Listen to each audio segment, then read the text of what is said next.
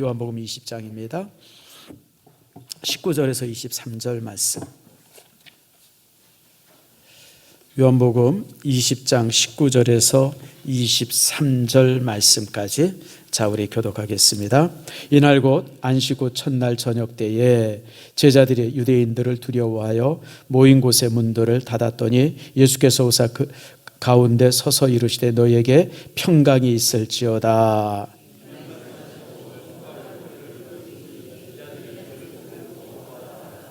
예수께서 또 이르시되 너희에게 평강이 있을지어다.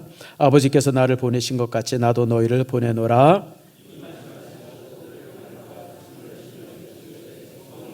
함께 했습니다. 너희가 누구의 죄든지 사하면 사여질 것이요 누구의 죄든지 그대로 두면 그대로 있으리라 하시니라. 아멘. 기도합니다. 하나님 감사합니다. 주께서 우리를 사랑하셔서 오늘 우리가 이처럼 귀하게 이제 주의 전에 모였습니다. 놀라운 은혜가 우리 속에 있게 하시고 말씀 안에서 우리가 또한 새로워지는 축복 내리워 주시옵소서. 말씀의 권세를 통해서 우리가 변화되게 하시고 말씀의 권세 안에서 우리가 정말 아버지 하나님 치유되어지고 새로워지고 변화되어지는 축복 주님 내리워 주시옵소서. 하늘의 문을 열어주시고 성령께서 직접 말씀하시고 성령께서 아버지 우리의 마음을 감동해서 우리가 듣게 해주시며 들은 말씀을 귀로 듣는 것이 아니라 가슴으로 듣고 들은 말씀을 우리 신비에 새길 수 있도록 은혜 내리워 주시옵소서. 주의 영광이 온전히 함께하기를 소망하며 예수님의 이름으로 기도드립니다. 아멘. 자, 우리 옆 사람 한번 인사합시다. 축복합니다. 사랑합니다. 우리 뒷사람이랑도 인사합시다. 주께서 부활하셨습니다. 부활의 축복이 여러분 안에 있어지기를 축복합니다. 며칠 전에 비가 많이 왔죠. 정말 장마비 내리듯이 한 이틀 왔는데 참 이렇게 그 내린 비가 온 세상에 생명을 선물하는 것을 봅니다. 바짝 마른 땅에 내린 봄비가 마른 나뭇가지를 이제 새 잎을 돋게 하고 또 온 천지에 새 생명을 이제 이렇게 선물하고 있음을 봅니다. 심지어는 전주만 해도 이제 여러 군데 이제 이렇게 이 화재가 나지 않았습니까? 막 인왕산도 막 불타고 저쪽 뭐 아랫역에서도 막 불이 해가지고 막 헬기에서 물을 뿌리고 그냥 뭐 아무튼 뭐 소방차들 그냥. 근데 하나님이 오셔서 하나님이 봄비 한번 딱 내려주시니까 따라합시다. 끝났다. 싹 끝나더라고요. 하나님은 위대하십니다. 여러분 인간이 아무리 별짓을 다 해도요 하나님의 역사하심에 여러분 발톱에 때만 치도 못하다는 걸 이번에 다시 한번 깨닫습니다. 아무튼 참 봄비가 이 땅에 이제 정말 부활을 이렇게 이렇게 선물함을 우리가 이제 다시 한번 이제 확인하게 되어지죠.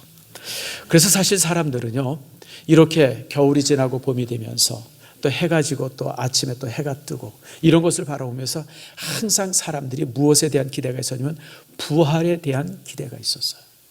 다시 살아날 거라고. 그래서 여러분 사람들이 신을 섬기는데 제일 많이 섬겼던 신들이 뭐냐면 태양입니다. 태양은 지고 아침 되면 다시 솟아나잖아요. 그리고 또 이제 달도 많이 섬겼어요. 달도 그렇잖아요. 점점 작아지다가 없어지더니 또 다시 이제 태어나고. 그래서 이런 자연의 순환을 보면서 사람들이 이제 이렇게 어떤 부활을 꿈꿉니다. 그래서 이제 부활을 꿈꿨던 이집트인들은 미라를 만들죠. 원래는 미라입니다. 미라. 근데 우리나라에 번역을 하면서 미라라는 이름이 우리나라에 하도 많아가지고 미이라 그랬어요. 실제로 영어로 발음하면 그냥 미라예요. 미라. 자기 이름이 미라인 사람 손 들어보세요. 미라 씨 없어요? 김미라 씨, 장미라 씨.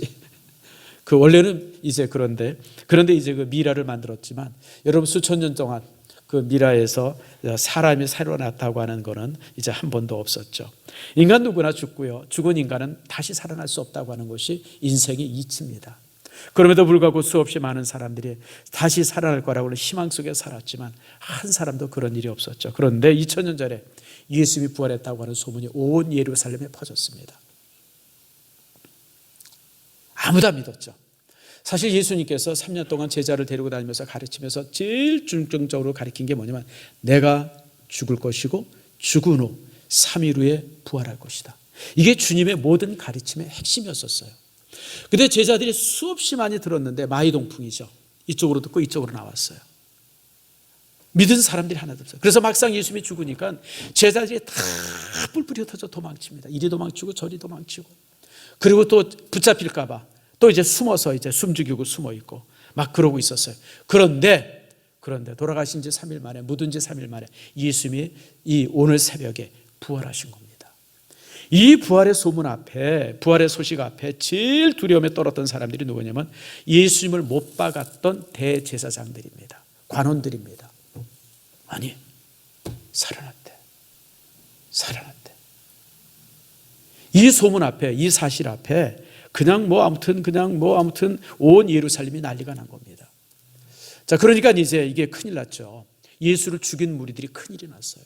그래서 이제 이 사람들이 의논합니다. 마태복음 28장에 나오죠. 한번 읽어봅시다. 시작. 대제사장들과 장로들이 함께 모여 의논하여 금병들에게 돈을 주며 많이 주며 가로되 너희는 말하기를 그의 제자들이 밤에 와서 우리가 잘 때에 그를 도적질하여 갔다 하라. 이렇게 소문을 내라고 돈을 준 겁니다. 근데 이게 사실 거짓말인 이유가 왜 거짓말이냐면 로마 군병에 굉장히 중요한 규율이 하나 있습니다. 경계에 실패하면 항상 죽였습니다. 고대시대 때 보초 쓰다가 졸아서 바로 죽였어요. 지키다가 실패했어요. 바로 죽였어요. 이게 사형입니다. 무조건. 그런데 이제 만약 이 군병들이 우리가 졸다가 이렇게 이 병졸 이 시신들을 잃어버렸습니다. 그러면 그들은 바로 사형입니다.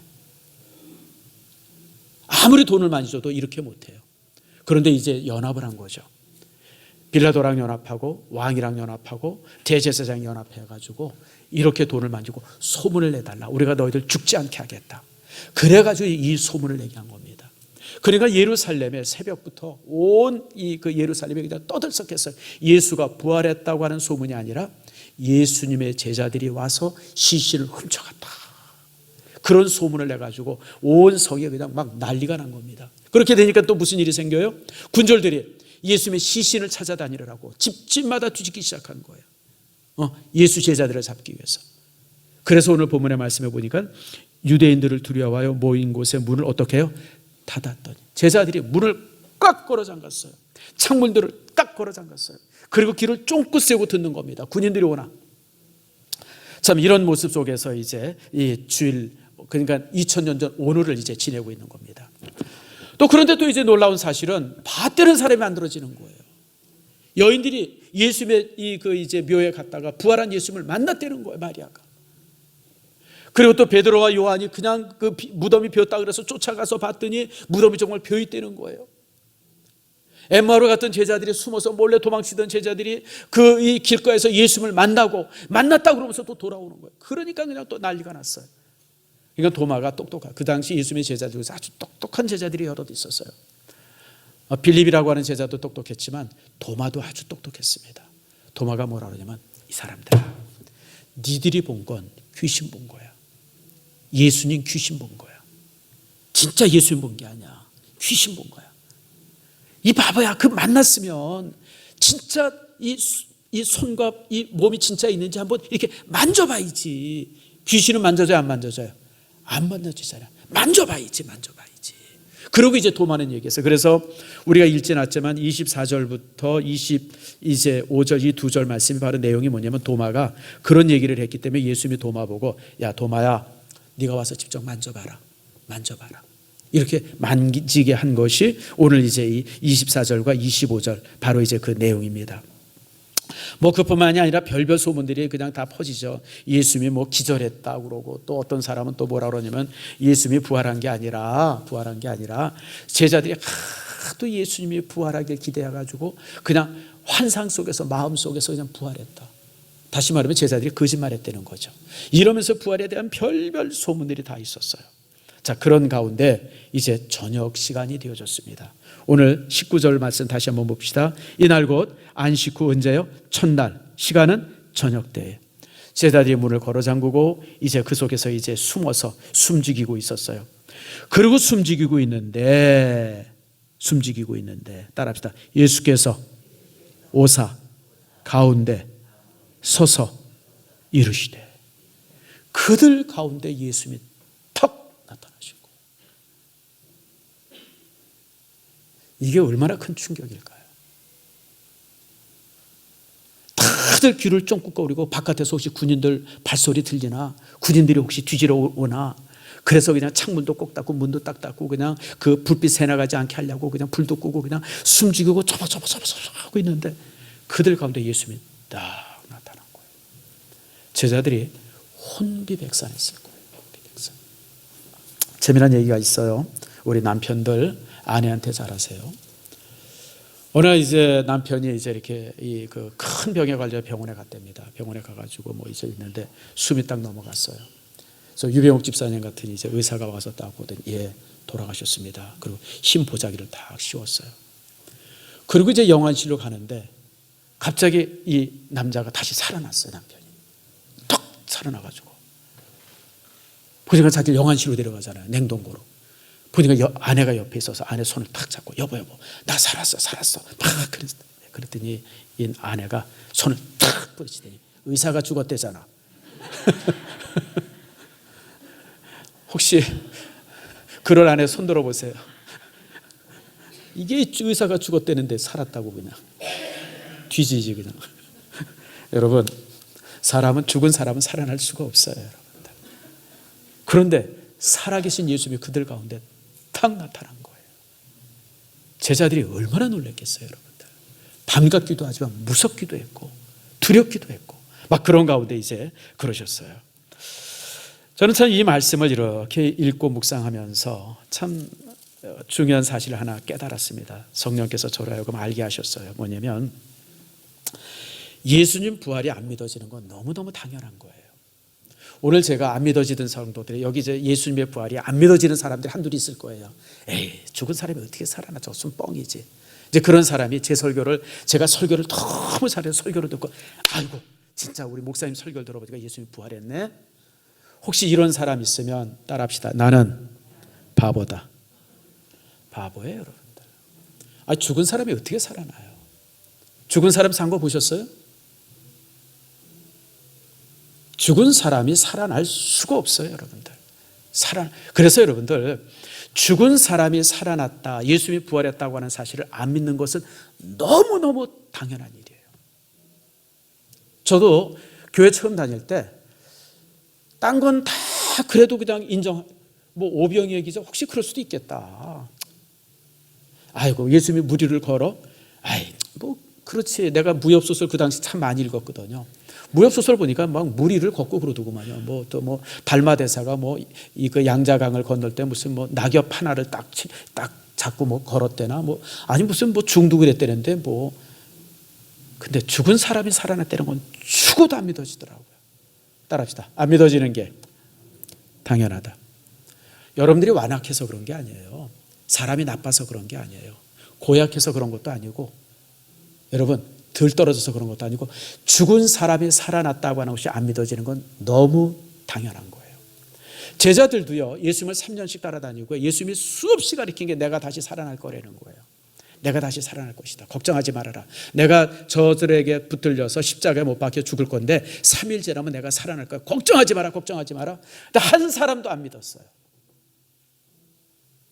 그렇게 예수님께서 붙들고 가르치고 또 얘기하고 또 얘기하고 또 얘기했는데도 한 사람도 안 믿었어요. 그래서 예수님이 십자가에 못 박힐 때 다 도망쳤고요. 아이고 이제 다 벌별일 없구나. 이제 끝났네. 손 털고 다 도망쳤고요. 도망쳤어요, 여러분들.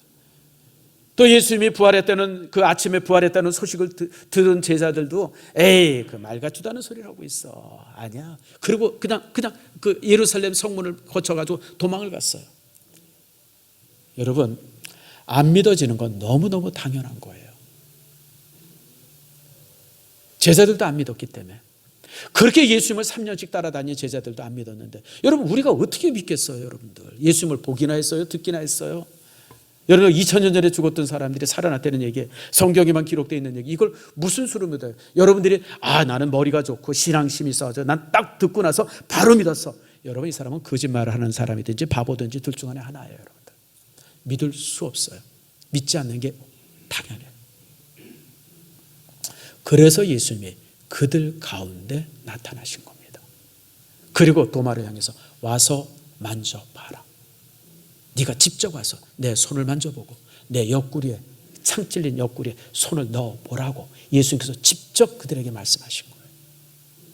사랑하는 성도 여러분, 우리가 이제 이 신앙생활하다, 교회 생활하다가 이제 물론 여기 있는 분들 중에 그런 분은 없겠습니다만은, 그러나 여러분 혹시 교회 처음 나오면서 믿음 생활 이제 시작하면서 아이고 죽은 사람이 어떻게 부활해?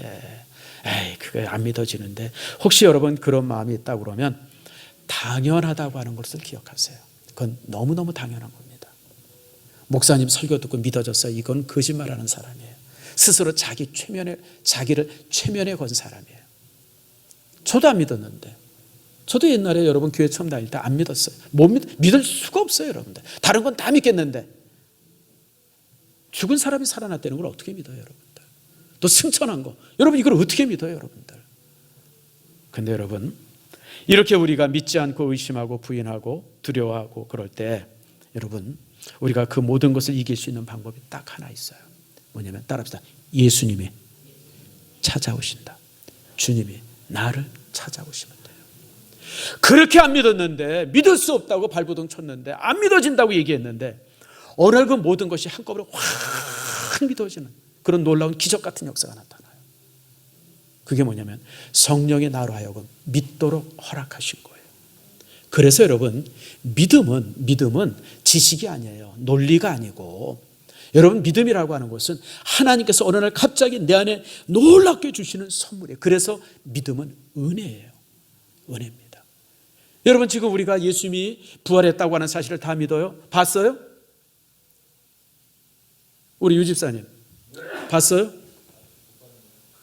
근데 왜 믿어요? 왜 믿어요? 왜 믿어요?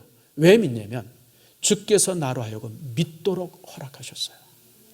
그래서 여러분, 내가 예수님의 부활을, 예수님의 십자가를 믿고 부활을 믿는다고 하는 것은 기적 중의 기적이에요. 성령의 역사가 아니고는 이것은 불가능해요. 그래서 성경은 뭐라 하냐면 성령이 아니고는 예수를 주라고 고백할 수가 없어요, 여러분들. 그러니까 여러분들이 예수님이 부활하신 것이 믿어지고 주님께서 나를 위해서 죽으신 것을 믿어지면 이미 여러분은 성령의 사람이에요. 나도 모르는 사이에 성령이 내 안에 들어와 계시고 그 성령께서 나로 하여금 믿게 하셨어요. 얼마나 감사해요, 여러분들. 뿐만 아니라 이렇게 믿음을 통해서 믿음을 가지라고 우리에게 오시기도 했지만, 그러나 또 우리가 살면서 힘들고 어려울 때도 주님께서 나를 찾아오세요. 그리고 내게 말씀하십니다. 내가 너와 함께한다. 내가 네 옆에 있다. 내가 너를 도와주마. 이런 음성을 내 안에 주세요. 그래서 우리가 믿어지고, 그래서 우리가 이 힘든 세상을 우리가 힘있게 살아가게 되어짐을 믿으시기 바랍니다. 여러분들은 정말 복받은 사람이에요. 그 많은 사람들 중에, 이 땅에 그렇게 많은 사람들 중에 믿어보려고 발버둥을 치고 쳐도 못 믿는 사람들이 허다하게 많은데 하나님께서 여러분을 믿게 하셨고 알게 하셨고 깨닫게 하시고 오늘처럼 예배드리게 하셨으니 여러분, 이것이 얼마나 감사한 일입니까? 그래서 여러분들, 우리가 이렇게 믿어진다고 하는 것은 주께서 나를 찾아오심으로 가능하다고 하는 사실을 여러분 다시 한번 기억하세요. 그래서 여러분들, 안 믿어지면 그냥 안 믿어진 대로 있으세요. 여러분들 안 믿어지는데 그냥 믿어보려고 발버둥 치지 마세요. 여러분들 가만히 있으면 어느 순간 주님께서 여러분을 찾아오세요. 여러분의 마음의 문을 두드려 주시고 내가 여기 있다고 말씀하세요. 그럴 때 우리가 주님께서 나를 위해서 돌아가셨구나, 하나님의 세상을 창조하셨구나, 이런 모든 부분들이 한순간에 다 믿어져요. 이게 따라합시다. 이게 거듭남이다. 이게 거듭남이에요. 이게 거듭남. 한순간에 모든 것이 믿어지고 알아지고 깨달아지고 받아들여지게 되죠. 이것이 그래서 거듭남이라고 하는 것은 어디 순간적으로 우리 인생 속에 그냥 확 밀어닥치는 은혜라고 하는 사실을 여러분 깨닫기 바랍니다. 그렇게 이제 우리로 하여 이제 제자들을 이제 주님께서 그렇게 찾아오셨어요. 이렇게 불안에 떨고 불신에 쌓여 있고 의심하고 믿지 않던 제자들을 딱 주님께서 나타나셔서 야단치지 않았어요. 이놈들아, 내가 그렇게 3년 동안 그냥 니들 귀에 못이 박히도록 얘기했는데 안 믿어? 이런 고얀 놈들. 주님께서 그러지 않으셨어요. 안 믿는 것을 당연히 여기셨어요. 그래, 믿을 수 없지. 어떻게 죽은 사람이 살아난다는 걸 니들이 믿겠어? 그래서 이렇게 직접 나타나셔서 내가 살았어. 니들이 확인해봐. 손을 들어서 내 손을 만져봐. 못자국을 만져봐. 내 옆구리에 창 찔린데 너희들이 직접 손을 넣어봐. 내가 진짜 살았는지 죽었는지 확인해봐. 확인시킨 겁니다. 다 확인했어요. 그런 확인 속에서 주님께서는 이제 이제 네 가지를 명령하십니다. 자, 먼저 이제 주님께서 두려움에 떨고 공포에 떨고 무서움에 떨고 있는 제자들 가운데 딱 나타나시더니 뭐라고 하시면 샬롬 그러셨어요. 샬롬은 뭐냐면 평안하라 라고 하는 거예요. 너희들에게 평강이 있을지어다. 샬롬. 그러고 나서 이제 또 계속해서 또 이르시죠. 예수께서 그래도 제자들이 막 그냥 떨고 있었던 것 같아요. 부들부들. 그러니까 주님께서 또 이르시죠. 따라합시다. 너희에게 평강이 있을지어다. 평강이 있을지어다. 평강이 있을지어다. 사실 예수님이 죽은 후에 제자들은 자신의 미래가 두려웠고 목숨이 두려웠습니다. 믿고 따르던 선생님이 혹시 왕이 되면 한 자리 할 수 있지 않을까, 그런 기대 속에서 예루살렘까지 따라 올라왔는데 예수님이 속절없이 한순간에 죽음을 당한 겁니다. 그런데 그 예수를 죽였던 이제 이 제사장들의 무리들, 로마 군인들이 자기도 죽일 거라고 하는 사실을 이제 저들이 어렴풋이 알고 있었어요. 뿐만 아니라 죽은 예수님을 그들이 이제 이렇게 무덤에 직접 묻기까지 않았습니까? 그런데 그 주님이 그들 앞에 딱 나타난 겁니다. 그리고 두려움에 떨고 있는 그들을 향해서 평강이 있을지어다 또 선언하십니다. 평안을 명하셨어요. 여러분, 우리 믿음의 사람들이 가져야 돼.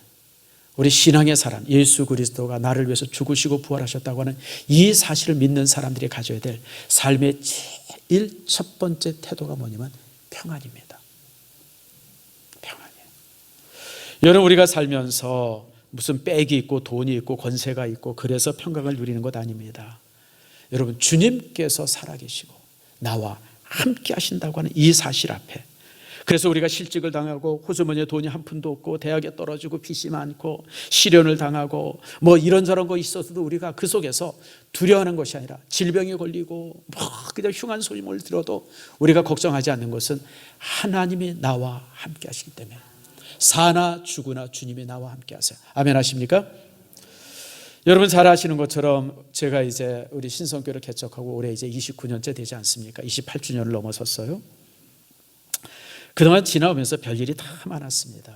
여러분, 내가 성도들한테 일일이 다 말은 못하지만 별일이 다 있었어요. 별일이. 흉한 소문도 있었고 정말 가까웠던 사람들이 어느 날 갑자기 등지고 떠난 사람도 있었고, 여러분 그럴 때 가슴이 찢어지는 듯 아파요. 그리고 그 떠나는 사람들이 그냥 떠납니까? 별별 소리를 다 하고 떠납니다. 어제 제가 진영아 목사랑 같이 이제 이렇게 잠깐 어디 부곡교회 진영아 목사를 이렇게 있는데, 그 구역장 하던 그 성도가 신천지에 빠졌답니다. 신천지에 빠져가지고 이제 신천지 안에 있는데, 여러분 카톡에 보면 상태 메시지라는 게 있죠. 상태 메시지에 뭐가 떴냐면 진영화 개새끼 그렇게 써놨더래. 그래가지고 아니 구역장까지 했던 사람이 이단에 빠지고 나서 자기가 이렇게 함께 했던 목사님을 개새끼라고 욕을 하고, 그것도 카톡 상태 메시지에 그렇게 써놔. 따라합시다. 신천지 개새끼들이에요. 거기 빠지면 그렇게 돼요. 의리도 없고 예의도 없고 어떻게 여러분, 아무튼 별일이 다 있게 되어져요. 그리고 정말 힘들었던 게, 제가 종종 얘기하지만 우리 교회가 빚이 많았을 때 한 75억 정도 됐어요. 75억 정도 됐었잖아요. 그때 하루에 한 달에 이자가 4,500씩 나갔어요. 여기 이제 이렇게 그 당시에 이제 이렇게 그 재정부장 하셨던 우리 장로님도 계신데, 여러분 그 빚이 사실은 교회 빚이 아니라 목사의 빚입니다. 생각해 보세요. 매달 4,500을 마련해 보세요. 아마 사업하는 분들도 그렇게 이자를 내면 아마 말라 죽을 거요. 장로님 그렇죠?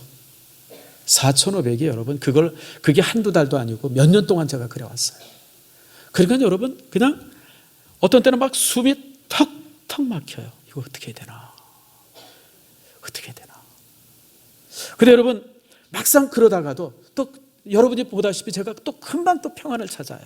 금방 또 쉽게 이겨요. 근데 그렇게 제가 쉽게 이길 수 있던 이유가 왜냐하면 신성교회 목회는 내가 하지만 신성교회 주인은 하나님이라고 하는 사실이 분명하기 때문에 그래요. 하나님, 교회가 망하면 내가 망합니까? 하나님이 망하지. 신성교회가 망하면, 무너지면 내가 창피한 게 아니라 하나님이 창피한 겁니다. 저는 그랬어요. 그러니까 그 당시 그렇게 힘들고 그냥 사실 여러분 생각을 해보세요. 정말 숨이 턱턱 막히죠. 근데 저는 그럼에도 불구하고 항상 편안했어요.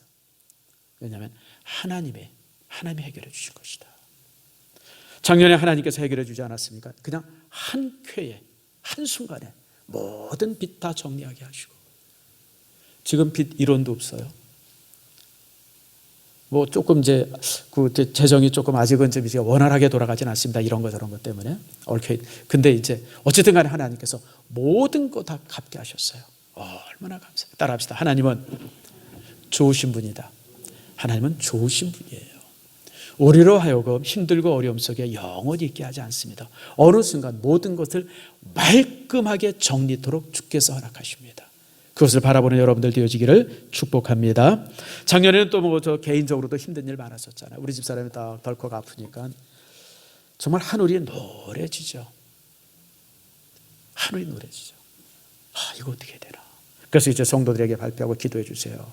그리고 저도 이제 기도하면서 하나님께 그렇게 기도했습니다. 하나님, 제가 여러 번 얘기해요. 하나님, 만약 우리 집사람 잘못되면 나 목회 안 할 겁니다.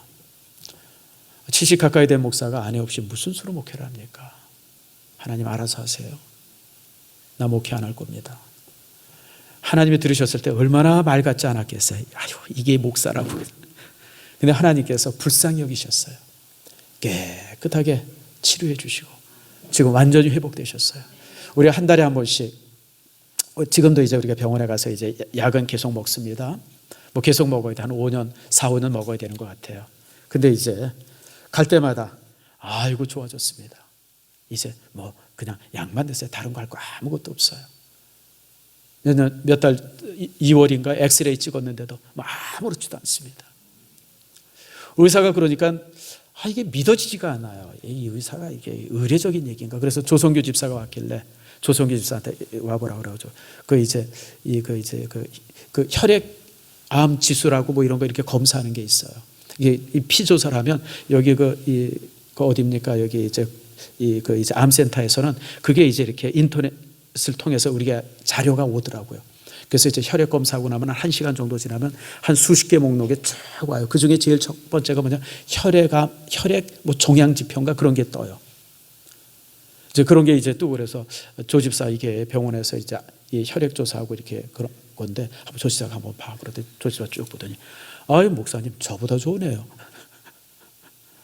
자기보다 좋다는 거예요. 건강 상태가 이런 거 저런 거 상태가 완벽합니다. 깨끗합니다. 따라합시다. 하나님은 좋은 분이시다. 하나님은 좋은 분이세요. 항상 더 좋은 걸 주시는 분이에요. 그러므로 여러분들이 그런 삶 속에서 여러분들이 평안하기를 축복합니다. 우리가 평안한 것은 문제 해결이 다 되어지고 삶에서 평안하고 모든 것이 그래서 평안한 것이 아니에요. 여전히 문제는 있고 힘듦이 있고 어려움이 있어요. 가슴 아픔이 있어요. 그래도 하나님이 내 인생 중에 함께 하십니다. 아멘 하세요? 그래서 그분은 그런 모든 것을 돌려서 항상 내게 더 좋은 것으로 채워주세요. 지금 그러고 있어요. 하나님은 더 좋은 것을 주시는 분이에요.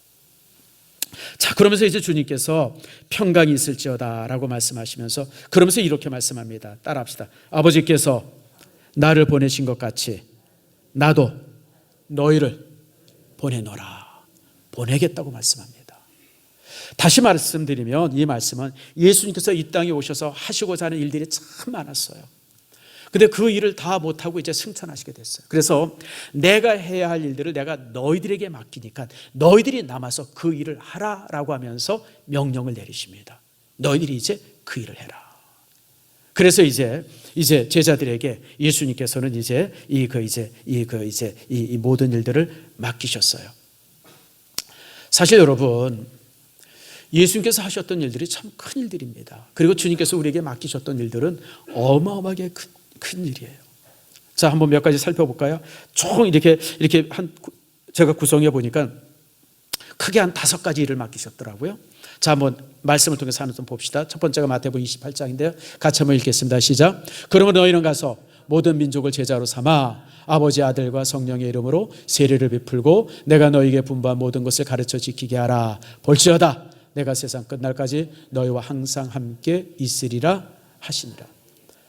모든 민족을 무엇으로 삼아? 제자로 삼으라 그랬어요. 모든 민족을 제자로 삼아라. 이게 주께서 우리에게 주신 첫 번째 명령입니다. 이거 하라고 우리를 세상에 남겨두셨어요.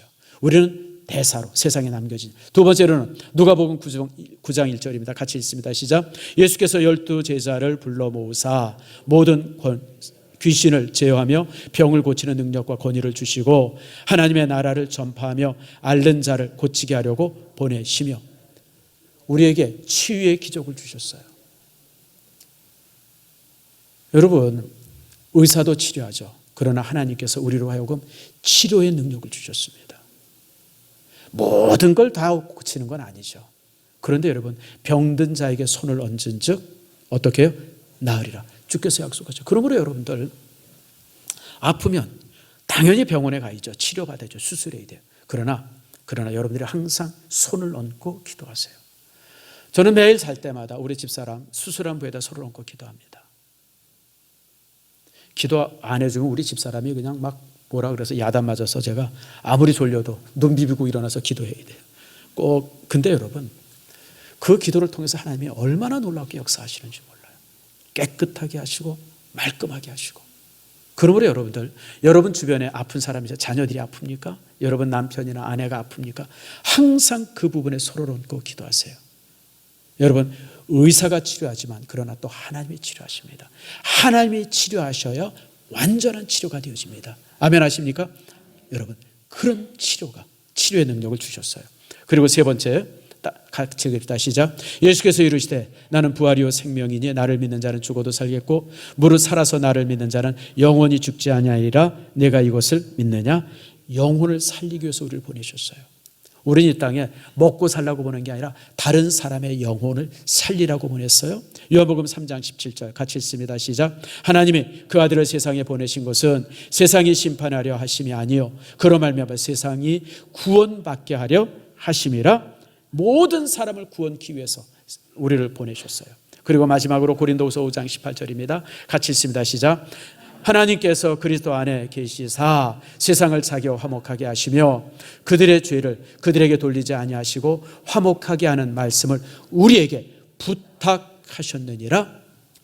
여러분, 세상과 하나님, 사람과 사람, 우리와 하나님, 이런 모든 것을 화목하게 하시려고 그리고 이 화목이 그리스도 안에서 화목하게 되어지는데 그 화목하게 하는 말씀을 누구에게 부탁해요? 우리에게 부탁했어요. 우리는 사람들로 하여금 하나님과 화목하고 사람과 사람이 화목하고 국가와 국가가 화목하게 하는 화목의 그런 어떤 이제 능력을 부여받은 것이 이제 우리입니다. 그런데 솔직히 얘기합시다. 이게 가능해요? 안 가능해요? 예, 감사합니다. 이 6가지, 5가지 하나님께서 내게 주신 사명 오늘부터 내가 행하겠습니다. 자신 있게 나설 수 있는 사람 손 들어보세요. 예, 한 명도 없어요. 나도 못해요. 나 하나도 제대로 못 바꾸는데, 나 하나가 내가 가지고 나쁜 습관 하나도 제대로 못 바꾸는데 내가 누구를 바꿔요? 내가 무슨 수로 내 자녀를 바꾸고 내가 내 남편을 바꾸고 아내를 바꾸고 내가 무슨 수로 세상을 바꿔요? 어림도 없는 얘기죠. 솔직히 우리는 그럴 만한 능력이나 재주나 힘이 전혀 없어요. 솔직하게 말씀드릴게요. 우리는 그럴 수 있는 재주가 없어요. 그게 사실이에요. 내가 무슨 수로 세상을 바꿔요? 내가 무슨 수로 가정을 바꾸고 못 바꾸죠. 그래서 오늘 예수님께서 22절에 이렇게 말합니다. 22절 말씀을 같이 읽습니다. 시작. 이 말씀을 하시고 그들을 향하여 숨을 내쉬며 이르시되 성령을 받아라. 여러분, 성령 받으면 가능해요. 나는 아무것도 할 수 없는 무력한 존재지만 성령이 나와 함께하고 성령께서 나를 붙들어 주시면 나는 세상도 바꿀 수가 있어요. 바로 오늘 이 사실을 말씀하죠. 근데 여기 보니까 숨을 내쉬면서, 숨을 그들에게 후 내쉬면서 성령을 받으라 그러셨어요. 이게 무슨 뜻일까? 이 말씀은 창세기 2장 7절 말씀을 보면 알 수가 있어요. 창세기 2장 7절 말씀에 한번 같이 읽읍시다. 시작.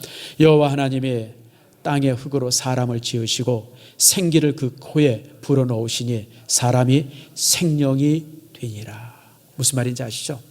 하나님께서 사람을 흙으로 만드셨어요. 아직 생명이 없어요. 죽은 존재예요. 그럴 때 하나님께서 그 만든 그 시체 같은 존재의 코에다가 후 하고 바람을 불어넣으셨어요. 영을 불어넣으셨어요. 그 순간 그 시체 같은 죽은 그 이제 아담의 몸이 벌떡 일어나서 생명이 된 거예요. 하나님의 호흡은 인간을 살게 해요. 예수님께서 제자들에게 후 하고 바람을 부른 것은 창세기 2장 7절의 말씀과 동일한 내용입니다. 그러면서 성령을 받으라고 했어요. 다시 말씀드리면, 여러분 우리가 주님으로 또 보냄을 받고 이런 일들을 행하라고 하셨는데 내 능력이나 내 재주를 가지고 할 수 있는 건 아무것도 없어요. 그런데 성령 안에서 성령이 내게 힘을 주시고 성령이 나로 하여금 내 연약함을 도우시고 성령이 나를 거룩하게 하시면, 나를 힘있게 하면 이것을 우리가 능히 할 수 있음을 믿습니다. 여러분 제가 자주 말씀드립니다. 빌사일삼, 하나님께서 내게 능력 주시면 내가 모든 것을 할 수 있습니다. 아멘 하십니까? 여러분 이것이 우리의 고백이 되어야 돼요. 나는 성도들이 나는 못합니다. 못 해봤습니다. 난 이런 성도들은 정말 솔직하게 얘기하면 끔찍하게 싫어요. 못 해봤기 때문에 해이죠. 안 해봤기 때문에 해이죠. 여러분 어떻게 생각하세요? 나는 못 해봤기 때문에 하려고 그래요. 안 해봤기 때문에 하려고 그래요. 내가 한 번도 안 해봤기 때문에 하려고 그래요. 여러분 우리가 이런 자세가 우리 믿음의 사람들에게 있어야 돼요. 저는요 그래서 뭔가 새로운 걸 시작할 때 되게 좋아요. 제가 이제 참 이런 거 저런 거 부족해서 그렇죠. 제가 조금 이 재정적으로 넉넉하면 제가 그 얼리 아답터 됐을 거예요. 뭐 새로 나오면 무조건 사고 싶어요. 우리 집사람이 그래서 내가 이런 거 저런 거 이렇게 인터넷에 들여다보면 항상 뒤에서 뭐라 그래? 살려고 그러지. 살려고 그러지. 그럼 내가 깜짝, 여보 내가 뭔 돈이 있다고. 내가 뭔 돈이, 그냥 보는 거야, 보는 거. 카메라가 뭔가 좋은 게 나왔는지, 컴퓨터가 뭐 좋은, 노트북이 뭐가 좋은 게 나왔는지, 뭐 휴대폰이 얼마나 좋은 게 나왔는지. 내가 보지. 내가 무슨 수로 이걸 사. 혹시 꼭 저 돈 있는 거 아니야? 없어. 당신이 더 잘 알지. 제가 그러고 살아요. 모든 남편들이 다 동일합니다. 여러분 우리가 뭔가 새로운 것을 도전하고 새로운 것을 만지고 새로운 책을 읽고 새로운 것을 경험하는 것이 이게 얼마나 좋아요. 저는 선교제에 가면요 3일은 선교예요. 선교제에 가면. 그리고 3일은 제가 안 가본 데 선교사 데리고 꼭 갑니다. 야 여기 한번 가보자. 내가 한 번도 못 가본 데인데 여기 한번 꼭 가보자. 그래서 선교사 데리고 제가 꼭 가요. 선교사가 바쁘면 야 나 혼자 갈게. 그래서 제가 이제 그냥 놔두고 나 혼자 가요. 우리 집사람이랑 둘이. 그럼 선교사들이 놀래요. 목사님 거기가 어딘데 걱정하지 마. 사람 사는 데인데 뭘 못 가. 여러분 우리가 이런 도전의 정신이 있어야 돼요. 뭔가 새롭게 하고자 하는 이런 마음들이 우리 속에 있어야 돼요. 여러분 그래서 오늘 본문의 말씀에 여러분 이렇게 그래요. 그러면서 주께서 이제 우리에게 말씀하십니다. 그래서 여러분 성령이 우리 안에 있으면 우리는 뭐든지 할 수 있다고 하는 사실을 여러분 기억하세요. 그래서 여러분 성령께서 도와주시면요 저도 그렇고 여러분도 그렇고 뭐든지 할 수 있어요. 그러면서 23절에 이렇게 말합니다. 따라 같이 한번 읽읍시다. 시작. 너희가 누구의 죄든지 사하면 사해질 것이요 누구의 죄든지 그대로 두면 그대로 있으리라 하시니라. 여러분 그러면서 뭐냐면 우리에게 이 사함을 선언하라고 말씀하십니다. 여러분 우리는 하나님께서 우리를 보내신 전권 대사입니다. 우리는 주님께서 주시는 능력 안에서 모든 것을 할 수 있는 그런 능력자라고 하는 사실을 여러분 기억하세요. 그러므로 여러분들 우리가 이런 모습 속에서 여러분 이렇게 감당해 나갈 수 있는 저와 여러분들 되어지기를 바랍니다. 종종 보면 아이고 목사님 우리가 어떻게 그걸 선언해요. 근데 여러분 내가 자신 있어서 선언하는 게 아니라 하나님께서 나로 하여금 선언하라고 허락했기 때문에 선언하는 거예요. 하나님께서 허락하신 거예요. 자, 여러분, 어떤 사람을 내가 전도해서 예수 믿었어요. 여러분, 사형리 옛날 공부하셨잖아요. 사형리 내용이랑 똑같은 거예요. 그 사람이 예수 믿고 죄를 고백하면 여러분 선언하세요. 당신의 죄가 이제 사해졌습니다. 이제부터 하나님의 백성이 됐습니다라고 선언하세요. 그건 하나님께서 내게 주신 권리입니다. 이번에 이렇게 성지순례를 갔다 왔는데요. 이렇게 성지순례를 갔다 오면, 목사님들이랑 갔다 오면 재미난 게 하나 있어요. 종종 목사님들 중에 장로님이 주신, 또 권사님이 주신 카드를 가져오신 분들이 있어요. 마음껏 쓰라고 카드를 주셨다는 거예요. 야, 마음껏 쓰라고. 근데 대부분의 목사들이 마음껏 못 써요. 왜냐하면 새 가슴이 돼가지고 그걸 마음껏 못 써요. 그냥 제대로 쓰지 못하고 이제 그러고 오는 걸 봤어요. 여러분, 하나님께서 우리에게 주신 몇 가지 허락하신 권세들이 있어요. 그 권세 중에 하나가 죄 사함의 선언의 권세를 내게 주셨어요.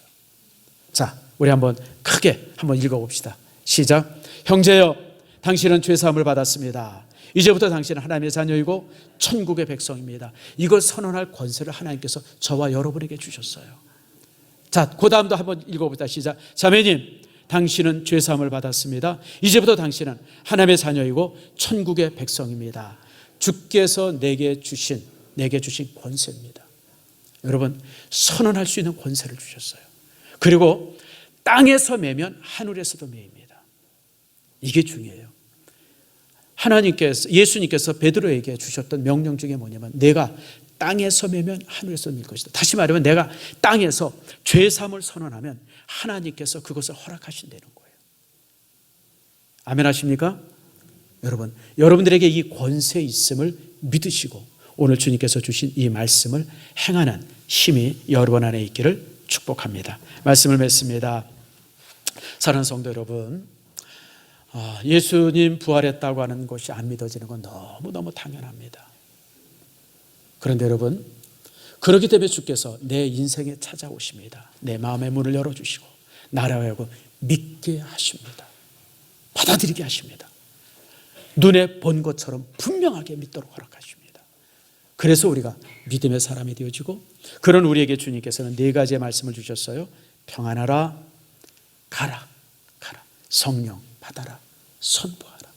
이 네 가지 명령, 부활을 믿는 여러분들이 이 네 가지 명령을 온전히 수행하고 하나님 안에서 정말 축복된 삶들을 살다가 주 앞에 설 수 있는 여러분들 모두가 되어지기를 축복합니다.